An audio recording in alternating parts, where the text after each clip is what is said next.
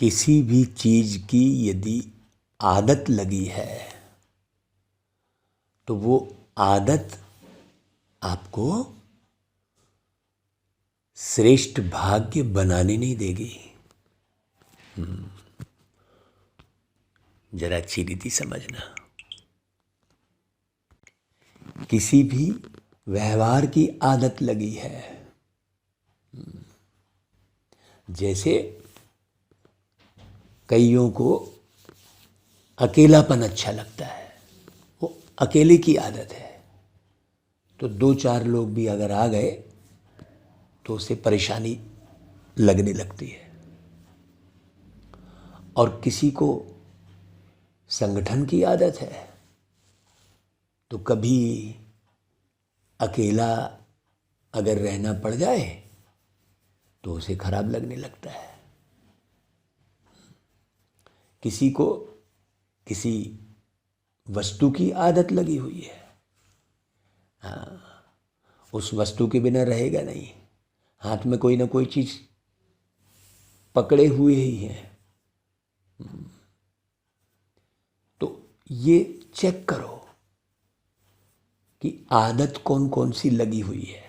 आदत नहीं होनी चाहिए।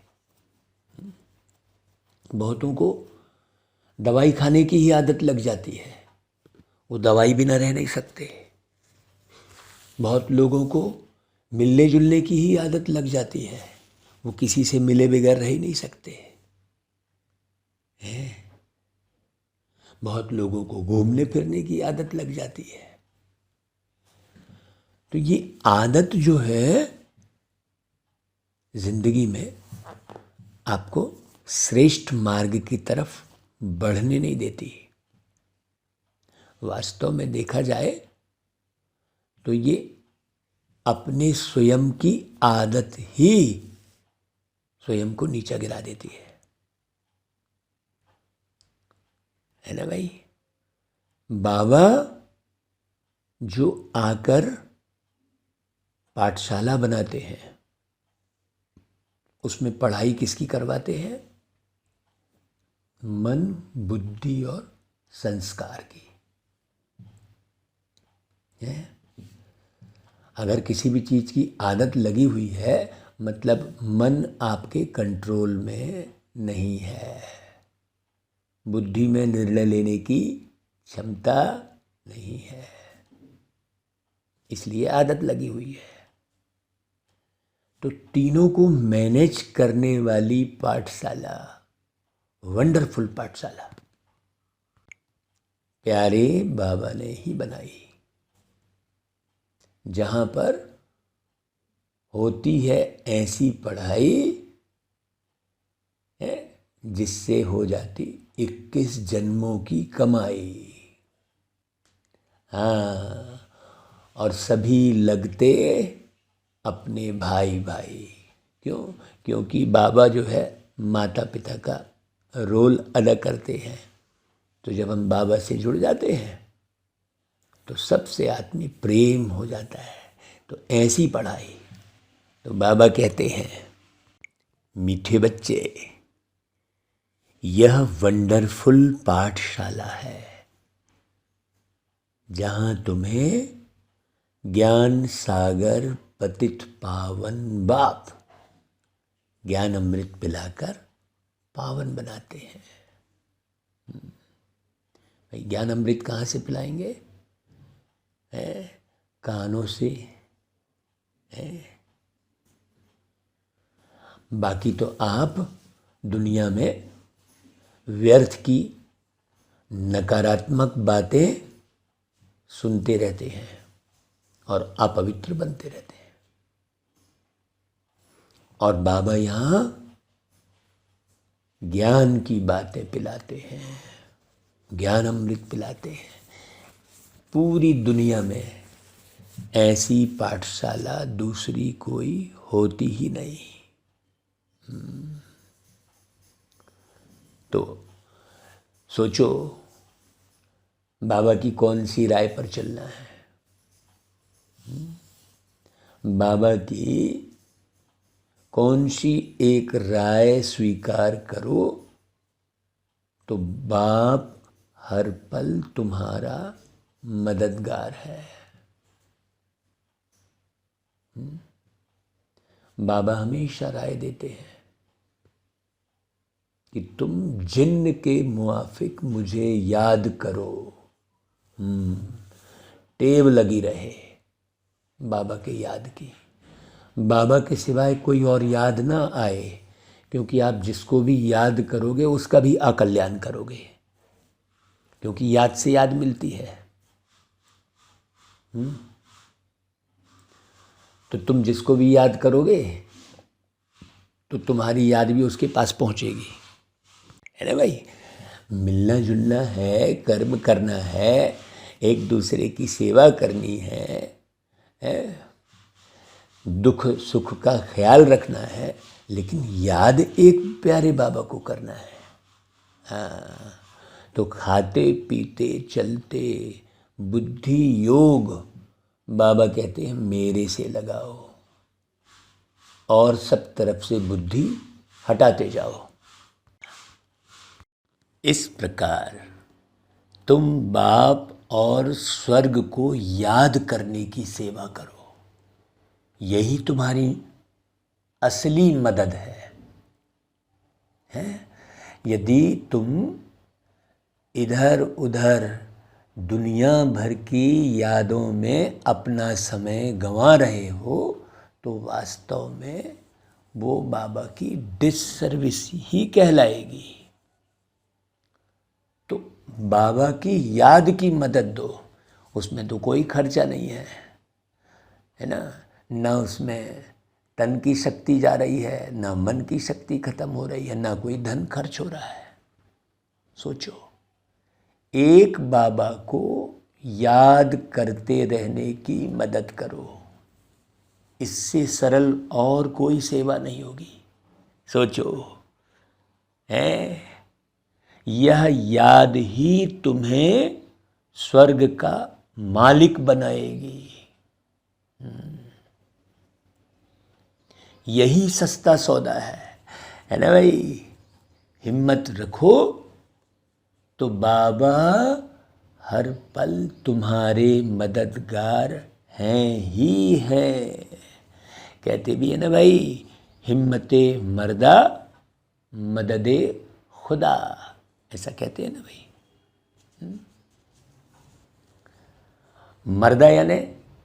मर्दा यानी केवल मर्द नहीं कहेंगे, मर्दा शब्द कहा है। हिम्मते मर्दा मतलब जो मुर्दे के भान से परे है, इस शरीर के भान से परे है, वो आत्मा हिम्मत रखे। हिम्मत रखे मतलब है हिमालय से हिम्मत यानी शीतल विचार रखने वाले है। अंदर में सर्व के कल्याण वाले विचार, उनको खुदा की मदद मिलती है। तो हिम्मते मर्दा मदद खुदा का कितना गहरा अर्थ हुआ भाई। सोचो, लोग तो गीत गाते हैं भाई, जिसको प्यारे पिता परमात्मा का सहारा मिल जाता है वो क्या गीत गाते हैं भाई। मुझको सहारा देने वाले ये दिल कहे तेरा शुक्रिया, ओ मुझको सहारा देने वाले ये दिल कहे तेरा शुक्रिया, है ना भाई। ओम शांति। तो बाबा कहते देखो, बच्चों ने गीत सुना, तो अब बताओ यह बच्चे बच्चे कहने वाले आखिर कौन है भाई। जरूर बच्चा बच्चा कहने वाले बाप ही है ना भाई। नहीं तो बाकी सभा में क्या बोलते हैं लोग, भाइयों और बहनों बोलते हैं, लेकिन यहाँ तो मीठे बच्चे, लाडले बच्चे, तो है। यूं तो दुनिया भी जानती है कि बच्चे कहने वाला एक तो है परम पिता, जिनको परम आत्मा यानी परमात्मा कहा जाता है। तुम सब बच्चे हो। तुम बच्चे मनुष्य से देवता बनने के लिए इस पाठशाला में पढ़ते हो। मनुष्य से देवता, मनुष्य का अर्थ क्या हुआ? जिसका मन विषय विकारों में लगा रहे उसे मनुष्य कहेंगे, और जिसका मन देवत्व गुणों की तरफ अग्रसित हो, है ना भाई, उसे देवता कहेंगे। जो देवत्व गुण धारण करे, जो देने की भावना रखे। तो सोचो, है ना भाई, तुम जानते हो, क्या जानते हो, कि हमको बेहद का बाप पढ़ाते हैं। हाँ, उनके कोई एक दो बच्चे नहीं हैं, बेहद का बाप है, पूरी सृष्टि के पिता हैं। पूरी सृष्टि के पिता मतलब सृष्टि में रहने वाली जितनी भी मनुष्य आत्माएं हैं, सबके पिता हैं वो परमात्मा। तो वो पिता भी है तो टीचर भी है। माता पिता के बहुत बच्चे हैं, बच्चे तो बहुत वृद्धि को पाते जाएंगे। जिनको जिनको भी समझ में आता जाएगा कि ये जो वाणी चल रही है, ये हमारे बेहद के परम पिता परमात्मा ही बैठ पढ़ाते हैं, जिनको ये समझ में आ जाएगा तो फिर छोड़ेंगे नहीं भाई। ये कितनी वंडरफुल बात है कि बेहद के परमात्मा आकर हमको पढ़ा रहे हैं। ऐसी वंडरफुल विचित्र पाठशाला दूसरी कोई होती ही नहीं। बच्चे जानते हैं, ज्ञान सागर जो पतित पावन है, वही ज्ञान अमृत पिलाकर पावन बनाते हैं। भाई दुनिया में लोग गाते भी है ना भाई कि पतित पावन आओ, हमको इस पतित पना से छुड़ाओ। तो जरूर यह पतित दुनिया है और जरूर कोई पावन दुनिया भी है। तो नई दुनिया नए घर को पावन कहेंगे, फिर वही घर पुराना तो भाई होना ही है। तो बच्चे जानते हैं यह पुरानी दुनिया है, नई दुनिया कभी थी, वहाँ पर बहुत सुख था, है ना भाई। बच्चों ने गीत भी सुना, वह तो सिर्फ भक्ति मार्ग में गाते हैं, और तुम तो अभी प्रैक्टिकल में शिव बाबा के सामने बैठ मुरली सुन रहे हो। भक्ति मार्ग के गीतों को हम ज्ञान में लेकर आ जाते हैं। तो तुम बच्चे जानते हो, बाप सभी को वापस लेने के लिए आए हैं। सोचो ऐसा कौन बोलेगा। तो भाई यहाँ तो परम पिता परमात्मा बोलते हैं, बाकी दुनिया में कौन बोलता है भाई? वो सुना है ना गीत कि जन जन की सुनो झनकार, ये दुनिया है काला बाजार, कि पैसा बोलता है, कि पैसा बोलता है। ये दुनिया के लिए गीत बना है ना भाई, कि दुनिया है काला बाजार जहाँ सिर्फ पैसा बोलता है। और यहाँ बाबा बोलते हैं कि बच्चे, अब मैं तुम्हें इस काले बाजार वाली दुनिया से उठाए घर ले जाने आया हूँ। ये कौन बोलेगा भाई? हैं? पतित पावन हैं तो पावन बनाकर ले जाएंगे ना भाई, ऐसे थोड़ी ले जाएंगे। ऐसे ऐसे अपने आप से बातें करनी है भाई। यह जरूर पतित दुनिया है, इसे अच्छी रीति समझना है। जब ये अच्छी रीति समझ गए कि ये पतित दुनिया है, तो इस दुनिया से पूरी तरह दिल उठा लेना चाहिए। हमने वो गीत बनाया, इस दुनिया से दिल को उठाओ, अजी प्रभु में दिल को लगाओ। हाँ हाँ, और दिल का रिश्ता बोल रहा है, ओ फरिश्ता बोल रहा है। ऐसा गीत बनाया ना भाई। तो यहाँ कौन बोल रहा हूँ भाई? मैं फरिश्ता बोल रहा हूँ। यहाँ कौन बोल रहा है? दिल का रिश्ता बोल रहा है, देह का रिश्ता नहीं। है ना भाई? तो पतित पावन बाप एक ही है। पावन देवताओं को व पावन सन्यासियों को पतित मनुष्य नमस्ते करते हैं, नमन करते हैं, नमस्ते करते हैं। लेकिन पतित पावन बाप तो केवल एक ही है। देवता थोड़ी पतित पावन है, और सन्यासी भी पतित पावन नहीं है। वो तो खुद पतित से पावन बनते रहते हैं। वो पावन बनाएंगे थोड़ी। पावन बनाने वाले तो पावन बाप होंगे ना भाई। तो सभी उस पावन बनाने वाले को याद करते हैं, क्योंकि सारी दुनिया को दुख से लिबरेट करना ये तो परमपिता परमात्मा का ही काम है। सोचो, अब दुख कौन देते हैं? ये विषय विकार। इसलिए तो गाते हो ना भाई कि विषय विकार मिटाओ, पाप हरो देवा। अब आप क्या बोल देते हो? देवताओं के आगे जाकर कह देते हो कि विषय विकार मिटाओ, पाप हरो, जबकि देवताओं के लिए कहा गया है कि वो खुद वाम मार्ग में चले गए। वाम मार्ग मतलब उल्टे मार्ग में।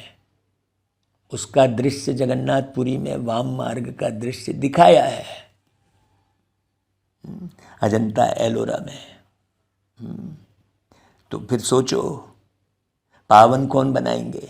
केवल एक निराकार। हाँ, निराकार मतलब जो हर विकार से परे है, और कोई भी जो साकार में आया मतलब विकार में गया है। तो विकार ही दुख देते हैं ना। तो विकारों का नाम क्या है? काम का भूत, क्रोध का भूत, अशुद्ध अहंकार का भूत, लोभ का भूत, मोह का भूत। भाई शरीर को भी भूत ही कहा जाता है ना भाई। जब उसमें आत्मा निकल गई तो कैसा डरते हैं लोग उससे। आत्मा रहित शरीर से कैसा डरते हैं, सोचो। क्यों? क्योंकि 5 भूतों अर्थात तत्वों का बना हुआ शरीर है।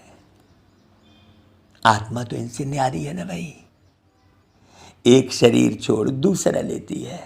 तो अब तुम बच्चे नई दुनिया भी देख रहे हो और उसके लिए पढ़ते हो। मनुष्य भी समझते हैं, हाँ भाई विनाश तो जरूर होना है। ये आसार तो दिखाई दे ही रहे हैं। महाभारी लड़ाई भी लगनी है। देखो दुनिया में कितना धर्म भेद बढ़ता जा रहा है। तो लड़ाई तो लगेगी ही, परंतु उसके बाद क्या होगा यह कोई नहीं जानते, क्योंकि गीता के भगवान को द्वापर युग में ले गए हैं। भाई राजयोग तो गीता के भगवान ने सिखलाया ना। श्री कृष्ण जी तो नहीं सिखला सकेंगे ना, वो तो खुद राजा हैं। तो वो कैसे राजयोग सिखाएंगे? द्वारकाधीश कहते हैं उनको, तो वो कैसे राजयोग सिखाएंगे भाई? वो तो खुद राजाई पाते हैं ना।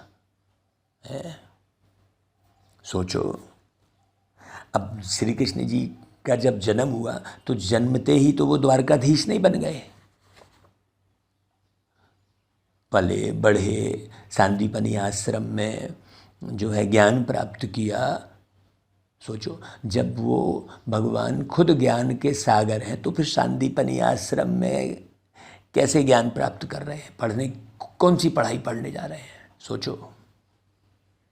तो गीता में श्री कृष्ण का नाम डाल उनको द्वापर में ले गए हैं। यह है मुंझारा, इसको अच्छी रीति समझना।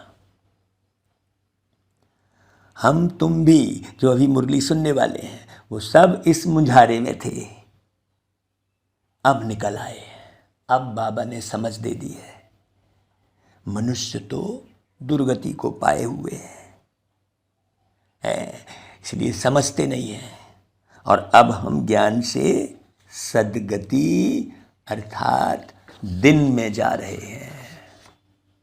बाप कहते हैं मैं ज्ञान सागर हूँ और कोई भी ऐसा बारीक ज्ञान दे न सके।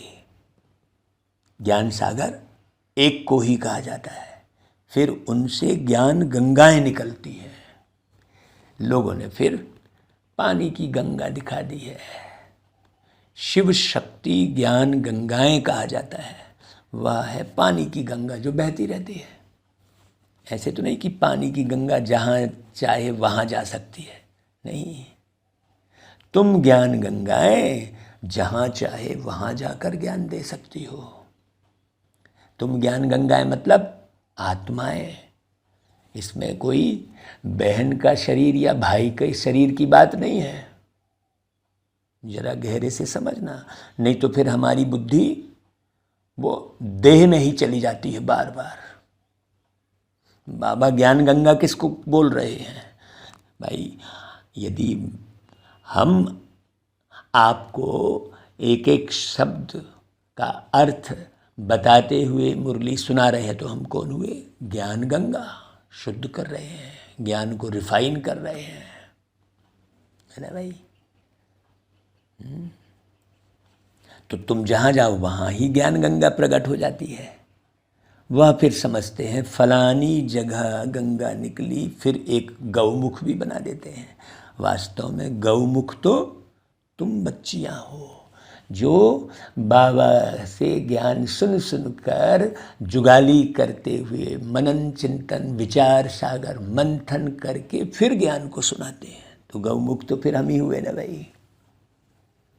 तो तुम गौ के मुख से यह ज्ञान निकल रहा है, तो तुम हो ज्ञान सागर से निकली हुई सच्ची सच्ची गंगाएं। तुमको सृष्टि के चक्र के आदि मध्य अंत का नॉलेज प्यारे पिता परम पिता परमात्मा समझाते हैं। इसलिए परमात्मा को ही नॉलेजफुल अर्थात ज्ञान का सागर कहते हैं। वही वर्ल्ड ऑलमाइटी सर्वशक्तिमान है। वह सब वेदों ग्रंथों को जानते हैं, एक परमात्मा, और जानकर सबका सार बताते हैं। खूब मोटी किताब की जरूरत ही नहीं है। हर एक धर्म का शास्त्र तो एक ही होना चाहिए ना भाई। जैसे श्रीमद् भगवत गीता एक है, बाइबल एक है, फिर इब्राहिम ने आकर इस्लाम धर्म स्थापन किया, फिर उनके पीछे आते जाते हैं। तो वह जो उच्चारण करते हैं उनका फिर बाद में धर्मशास्त्र बनाते हैं, फौरन नहीं बनाते हैं। उसी समय तो उनको धर्म की स्थापना करनी है, वह सब शास्त्र बाद में बनाते हैं। बाबा कहते हैं यह वेद शास्त्र जप तप आदि सब है भक्ति कल्ट। और यह है जो बाबा जो मुरली सुना रहे हैं, यह है ज्ञान कल्ट। भक्ति की आयु अभी पूरी होती है, फिर बाप आकर ज्ञान दे पतितों को पावन बनाते हैं, ज्ञान की गंगा में डुबकी लगवाते हैं, है ना भाई। और आत्माओं को पावन बनाते हैं, क्योंकि आत्मा ही पाप कर्म करती है, इसलिए किसी भी व्यक्ति को ये पाप आत्मा है कहते हैं। पाप शरीर है नहीं बोलते। पुण्य करते हैं तो पुण्य आत्मा है कहते हैं, पुण्य शरीर है नहीं बोलते। तो अब तुम जानते हो, अभी हम सो ब्राह्मण हैं, फिर हम सो देवता बनेंगे। कब बनेंगे भाई? जब दैवी गुण धारण करेंगे, तो फिर हम आत्मा देवता बनेंगे। अभी ये शरीर जो अब बैठे, ये शरीर देवता वाला नहीं है। तो 84 जन्मों का पूरा हिसाब किताब बुद्धि में बाबा ने भर दिया है ना भाई। अभी हम ब्रह्मा मुख वंशावली ब्राह्मण हैं, पहले हम शूद्र कुल के थे, एक दूसरे को शूल ही देते थे, हैं, दुख ही देते थे। और अभी हम ब्राह्मण कुल के बने हैं, मतलब ब्रह्मा के समान आचरण में चलने वाले। तो यह भी तुम ब्राह्मण ही जानते हो। देवी देवता धर्म वाले तो कोई है नहीं। हिंदू थोड़े ही जानते हैं कि हम असल में देवी देवता कुल के थे। अब भाई हमारे घरों में कृष्ण जी की तस्वीर लगी रहती है और कृष्ण देवाय नमः कहते हैं, तो ज़रूर हम देवी देवता कुल के हैं ना भाई। अब कृष्ण को भी यदुवंशी कह दिया है, ये भी रॉन्ग है। सोचो। तो अभी हम शूद्र कुल के हैं, अपने धर्म को भूल धर्म भ्रष्ट कर्म भ्रष्ट कंगाल बन पड़े हैं। अभी बाप द्वारा तुम बच्चों ने हम सो हम का अर्थ गहरे से समझा है। हाँ, वो तो भाई हम सो हम करके सांस अंदर लेते हैं, फिर सांस छोड़ते हैं, फिर सांस अंदर लेते हैं, फिर सांस छोड़ते हैं, वो अभ्यास करते हैं। और बाबा तो मनुष्य से देवता बनाने का बनने का अभ्यास करवा रहे हैं, है ना भाई। हम सो आत्मा परम धाम की रहवासी हैं, यहाँ आकर पार्ट बजाते हैं। पहले पहले हम सतयुग में देवता कुल में आए, फिर वैश्य शूद्र कुल में आए, और फिर बाबा ने आकर हमको ब्राह्मण बनाया। अब हम ब्राह्मण से बनेंगे फरिश्ता और फरिश्ते से बनेंगे देवता, फिर देवता कुल में जाएंगे भाई। तुम जानते हो कितने जन्म किस कुल में रहेंगे। हाँ, 21 जन्म हम देवता कुल में रहते हैं। हाँ, रामदेवाय नमः कहते हैं, बहुत अच्छे से समझना। बाकी बाबा एक एक जन्म का तो नहीं बैठ बताएंगे ना, कोई फायदा भी नहीं, नट सेल में बताते हैं। बीज और झाड़ को जानो बस। बाप बीज रूप है और हम कल्प वृक्ष के भांति हैं। हम परम धाम से आए हैं पार्ट बजाने। सतयुग से लेकर चक्र लगाया, फिर और धर्म वाले फलाने फलाने समय पर आते हैं। फिर जब विनाश होता है तो सब आत्माएं फिर वापस जाती हैं। जब यहाँ कुछ रहेगा ही नहीं तो आत्माएं यहाँ रुक के क्या करेंगी। सबके घर मकान बंगले गाड़ी सब भूकंप में, जल प्रकोप में, आंधी में सब स्वाहा हो जाते हैं। रिश्ते नाते सब बिछड़ जाते हैं। तो फिर रह के क्या करेंगे, तो फिर जाएंगे परम धाम।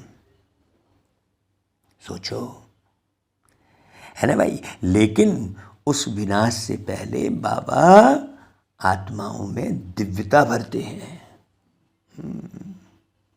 है कि नहीं भाई।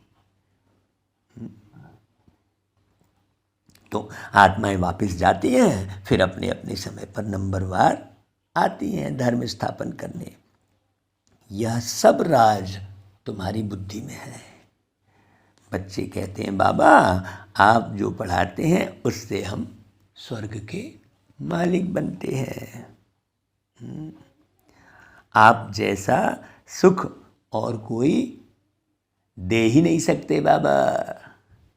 मनुष्य मात्र तो सब अल्पकाल सुख देने वाले हैं, वह तो जानवर भी देते हैं। मनुष्य का जीवन तो अमूल्य कहा जाता है ना भाई। वो गीत गाया था ना भाई, जीवन मिला अनमोल है, ऐसे करके गीत गाए थे ना भाई।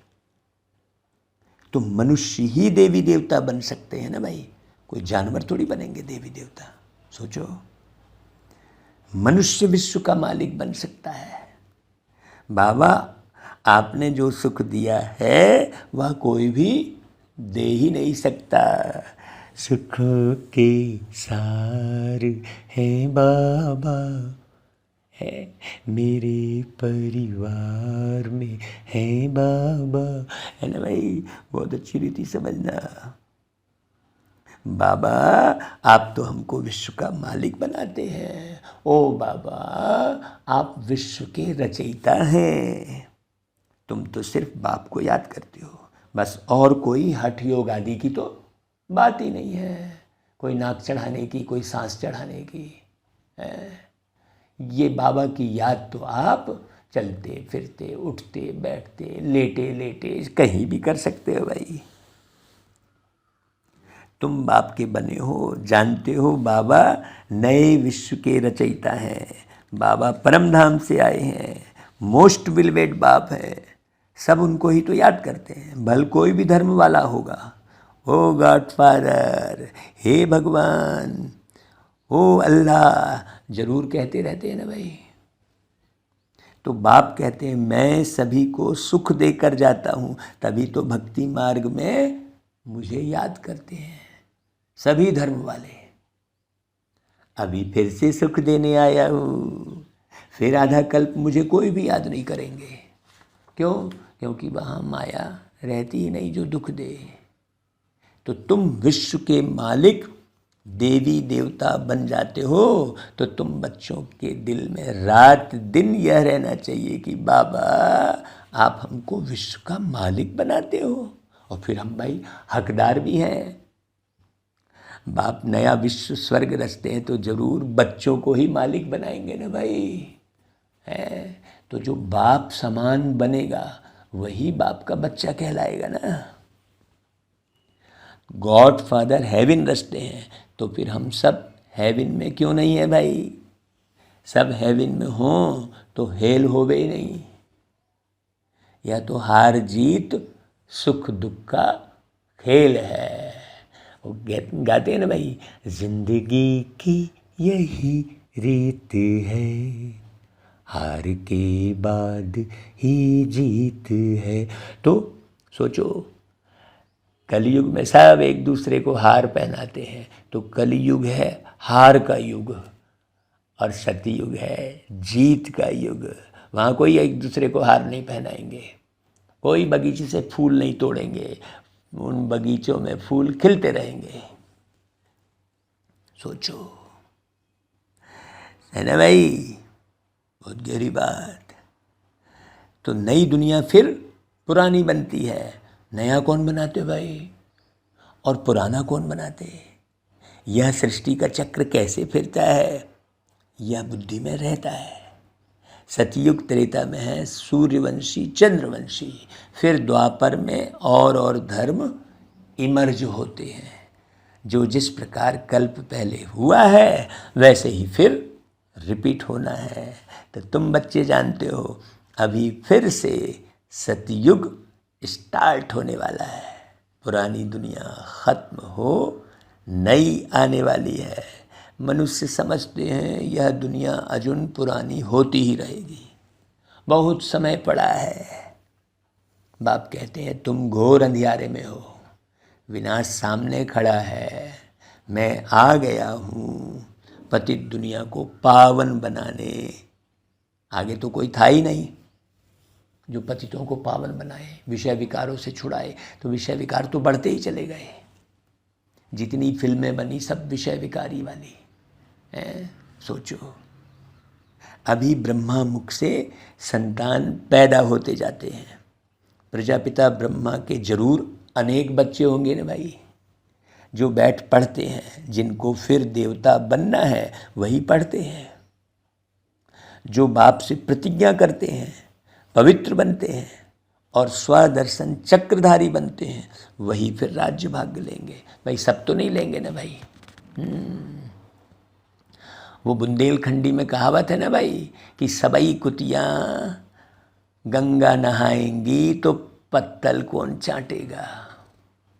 ये कुतिया का वर्ड है ना भाई। तो सब तो विषय विकार छोड़ते नहीं है।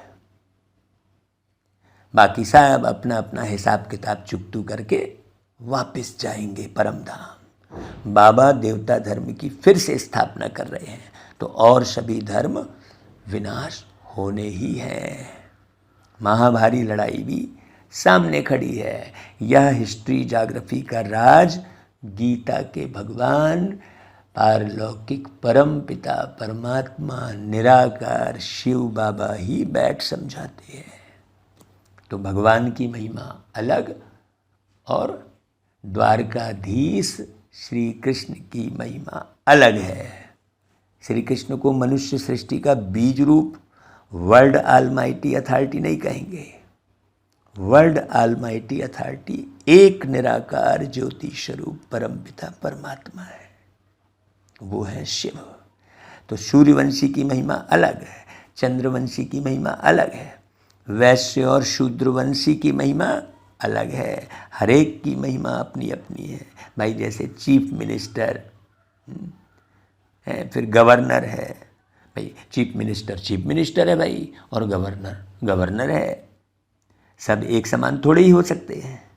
तो यह सब समझने की बातें हैं।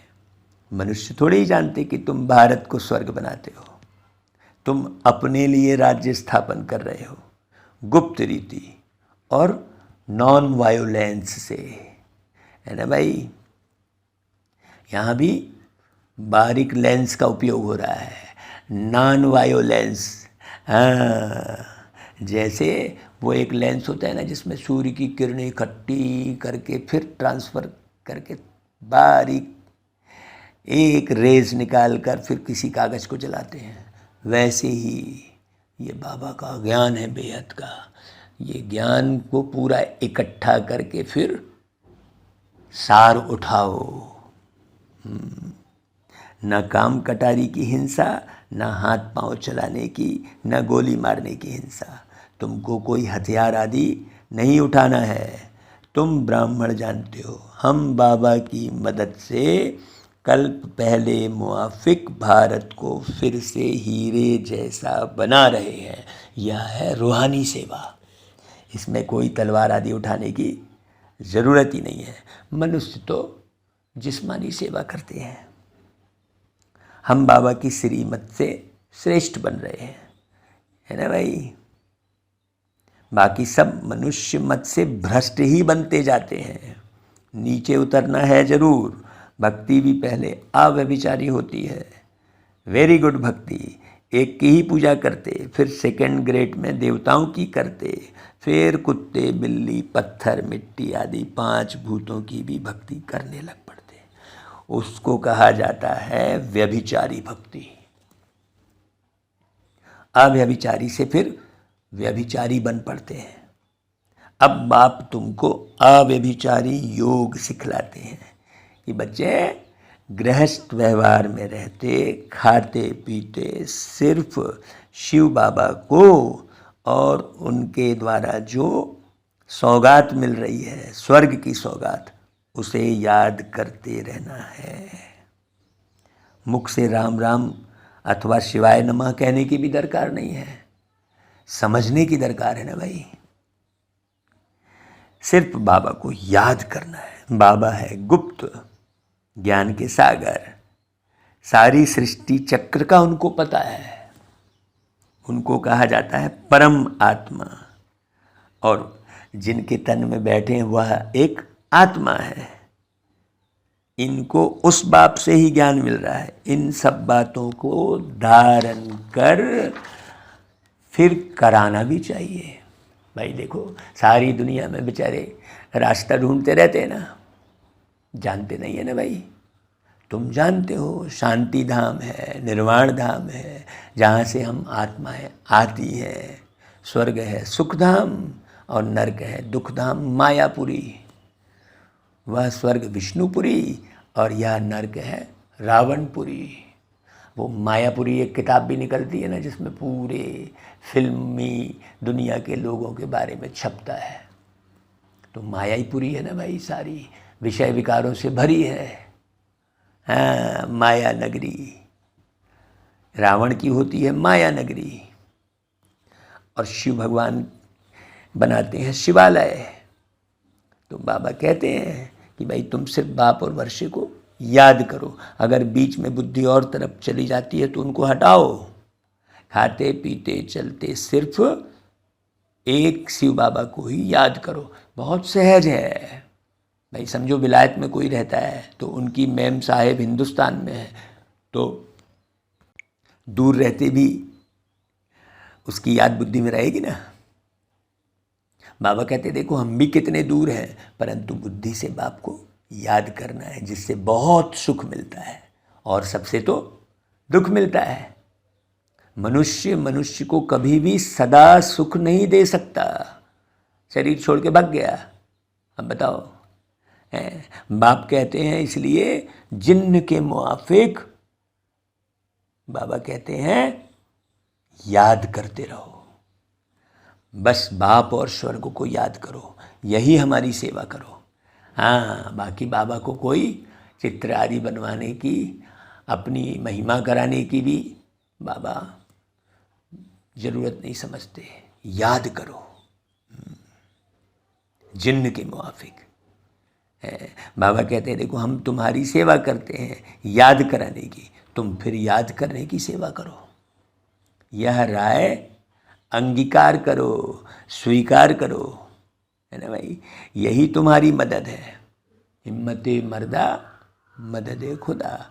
यह याद ही तुमको स्वर्ग का मालिक बनाएगी। कितना सस्ता सौदा है भाई। वो गुरु लोग तो बहुत धक्के खिलाते हैं। एक ही सद्गुरु जब आते हैं तो फिर कोई गुरु करने की दरकार ही नहीं रहती है। गुरु पना ही निकल जाता है। सभी सद्गति को पा लेते हैं। एक सद्गुरु के आने से फिर अनेक गुरु करने की रस्म रिवाज आधा कल्प के लिए निकल जाती है। फिर भक्ति मार्ग में यह रस्म चलती है। सतयुग में तो कोई गुरु किसी का होता ही नहीं।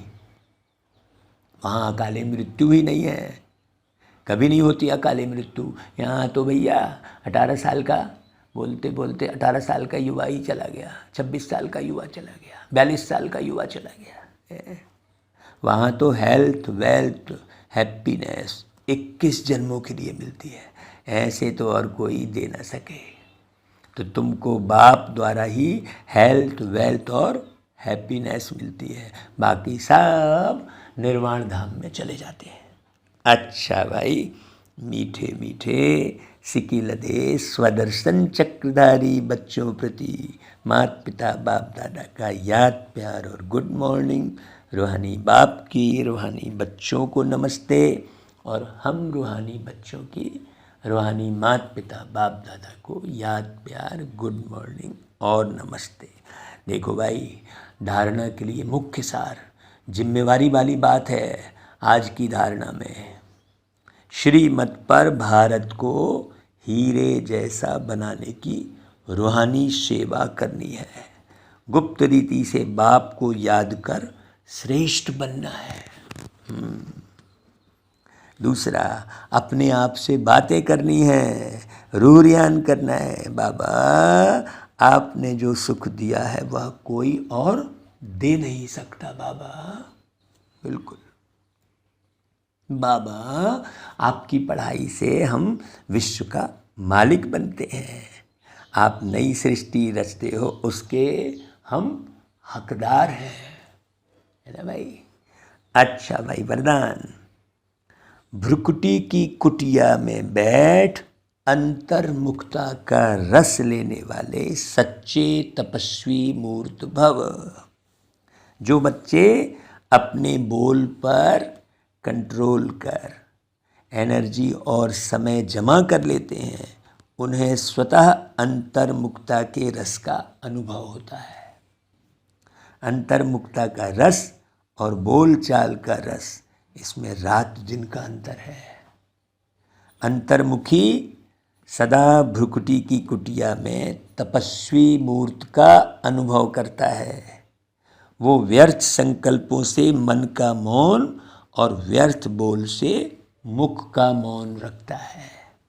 इसलिए अंतर्मुखता के रस की अलौकिक अनुभूति होती है। अच्छा भाई, स्लोगन। राजयुक्त बन हर परिस्थिति में राजी रहने वाले ही ज्ञानी तू आत्मा है। अच्छा भाई, ओम शांति।